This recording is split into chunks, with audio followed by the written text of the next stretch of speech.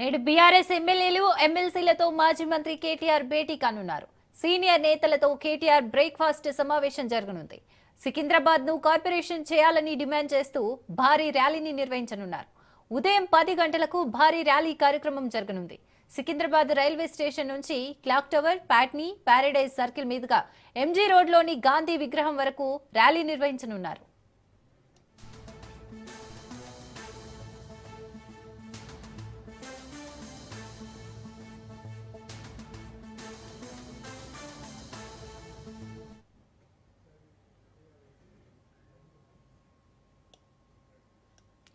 నేడు బీఆర్ఎస్ ఎమ్మెల్యేలు ఎమ్మెల్సీలతో మాజీ మంత్రి కేటీఆర్ భేటీ కానున్నారు.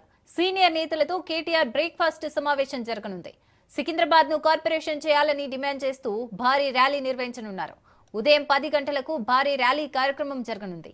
సికింద్రాబాద్ రైల్వే స్టేషన్ నుంచి clock tower, Patny, Paradise circle మీదుగా ఎంజీ రోడ్లోని గాంధీ విగ్రహం వరకు ర్యాలీ నిర్వహించనున్నారు.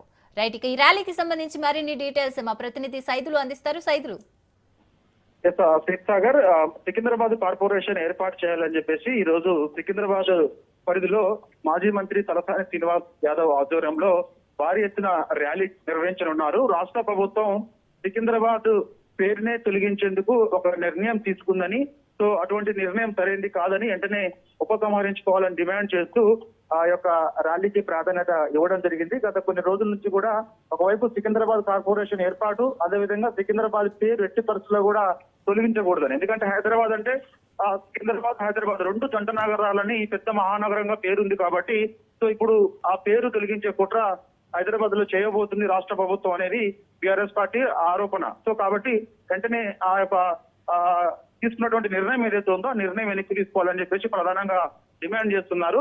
సో దానిలో భాగంగా ఈ రోజు పెద్ద ఎత్తున ర్యాలీ నిర్వహించనున్నారు. దాదాపుగా 10,000 మందితో ఈ ర్యాలీ పర్మిషన్ కూడా తీసుకోవడం జరిగింది. ఈ ర్యాలీలో గ్రేటర్ హైదరాబాద్ పరిధిలో ఉన్నటువంటి ఎమ్మెల్యేలందరూ కూడా పాల్గొంటారు. బీఆర్ఎస్ పార్టీకి చెందినటువంటి గ్రేటర్ హైదరాబాద్ పరిధిలో ఉన్నటువంటి ఎమ్మెల్యేలందరూ కూడా పాల్గొంటారు. అయితే బీఆర్ఎస్ వర్కింగ్ ప్రెసిడెంట్ కూడా కేటీఆర్ కూడా ఈ ర్యాలీలో పాల్గొనబోతున్నారు. మరి కాసేపట్లో ఆయన తన నివాసం నుంచి సికింద్రాబాద్కి వెళ్తారు.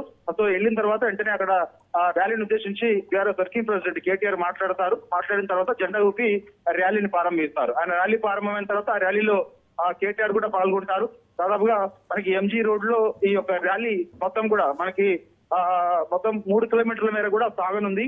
సో పెద్ద ఎత్తున ఆ యొక్క సికింద్రాబాద్ ప్రజలందరూ కూడా ర్యాలీలో పాల్గొనాలని చెప్పేసి ఇప్పటికే ప్రచారం నిర్వహించింది బీఆర్ఎస్ పార్టీ. అనేక సార్లు మీడియా సమావేశాలు కూడా తలసాని శ్రీనివాస్ యాదవ్ చెప్పి వివరించడం జరిగింది. కాబట్టి ఖచ్చితంగా రాష్ట్ర ప్రభుత్వం ఈ నిర్ణయాన్ని వెనక్కి తీసుకునేంత వరకు కూడా పోరాటం కొనసాగిస్తూనే ఉంటాం. దాని తర్వాత సికింద్రాబాద్ కార్పొరేషన్ ఏర్పాటయ్యేంత వరకు కూడా ఖచ్చితంగా ఇంకా ఆందోళన కార్యక్రమాలు కూడా నిర్వహిస్తామని చెప్పేసి కూడా చెప్పడం జరిగింది. సో ఇక మరి కాసేపట్లో ఇప్పటికే అందరూ కూడా సికింద్రాబాద్ నియోజకవర్గం చెందినటువంటి వారు, అదేవిధంగా గ్రేటర్ హైదరాబాద్ పరిధిలో ఉన్నటువంటి బీఆర్ఎస్ పార్టీ అందరూ కూడా ఆల్రెడీ అక్కడ ఎంజీ రోడ్డుకి చేరుకున్నారు. సో అక్కడ దాదాపుగా 5-6 వేల మంది ఇప్పటికే చేరుకున్నారు. మరి కాసేపట్లో మరి కొంతమంది కూడా వచ్చే అవకాశం ఉంది. వచ్చిన తర్వాత బీఆర్ఎస్ వర్కింగ్ ప్రెసిడెంట్ కేటీఆర్ ముఖ్య అతిథిగా పాల్గొంటారు కాబట్టి, సో ఆయన రాగానే జెండా ఊపి ర్యాలీని ప్రారంభిస్తారు. ర్యాలీలో కేటీఆర్ కూడా పాల్గొంటారు. Right, thank you Saidulu.